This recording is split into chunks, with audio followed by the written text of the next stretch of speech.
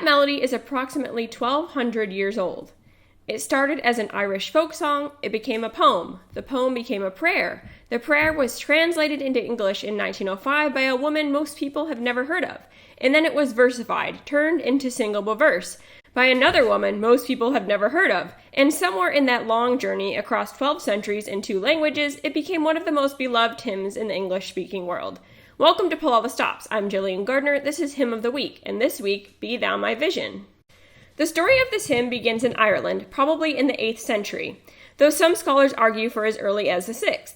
The original text is an old Irish poem, possibly attributed to Saint Dallán Forgaill, an Irish poet and scholar. The attribution is uncertain. Much of early Irish Christian literature is like that, passed down through oral tradition and manuscript copying without clear authorship.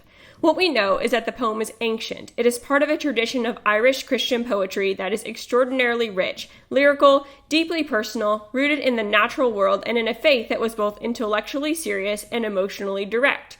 Celtic Christianity had a particular quality to it, a sense of God's presence woven through everything, not distant and abstract, but immediate and close. The poem circulated in Irish for over 1,000 years. It was copied in monasteries, sung in churches, passed from generation to generation. And for all that time, it existed only in Irish, until 1905. Mary Elizabeth Byrne was born in Dublin in 1880. She was a scholar, a researcher at the Royal Irish Academy, deeply immersed in Old Irish language and literature. She spent her career studying and translating ancient Irish texts, most of them obscure, most of them read only by other scholars. In 1905, she published a prose translation of the ancient poem, not a singable version, not a hymn, just a careful scholarly rendering of the Old Irish into English prose. It appeared in a journal called Eru, the Journal of the School of Irish Learning. Most people never read it. But one person who did read it was Eleanor Hull.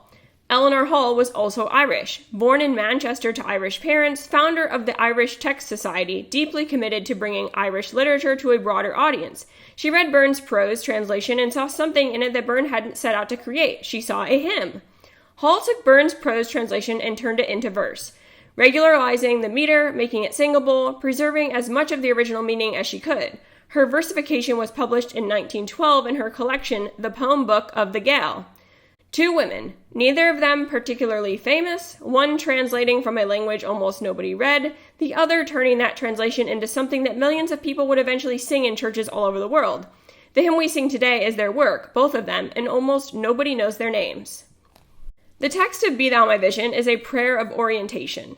Every verse is asking the same thing in a different way, asking God to be the thing that the singer is looking toward, the center of attention, the organizing principle of a life.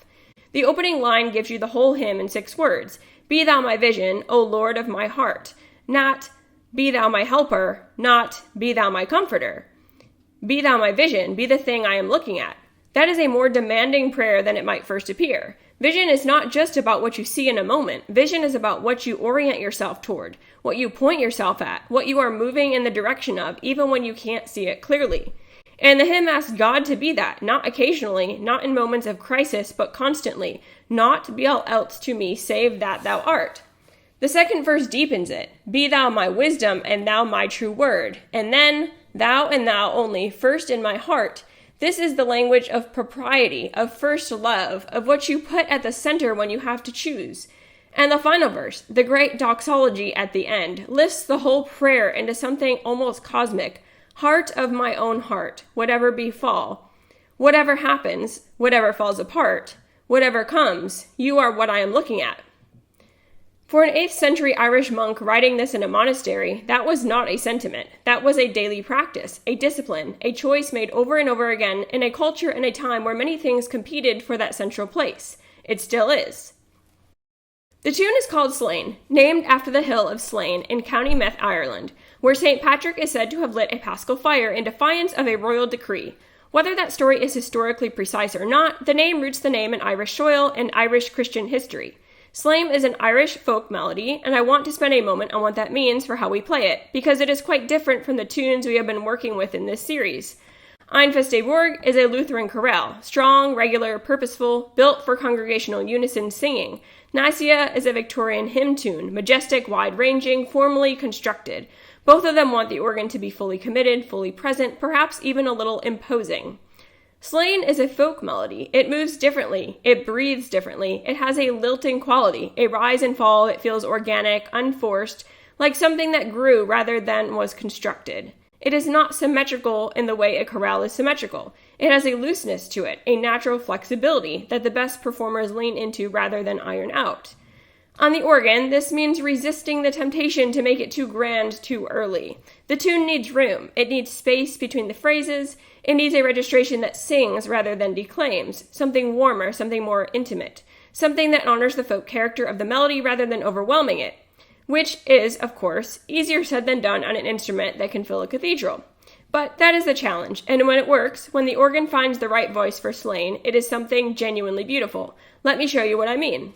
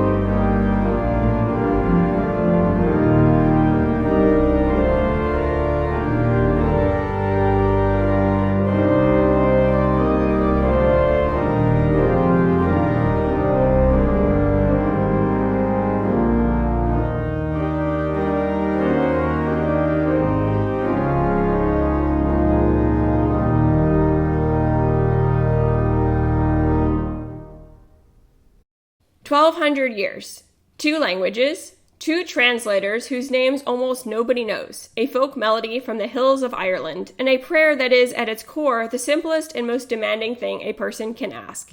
Be thou my vision. Not, help me see clearly, not, show me the right path. Be the vision itself. Be the thing I am looking at when everything else falls away. The hymn endures because that prayer endures, because every generation finds it true, because it asks for something that does not age. Mary Byrne translated it in 1905 and died in 1931. Eleanor Hull versified it in 1912 and died in 1935.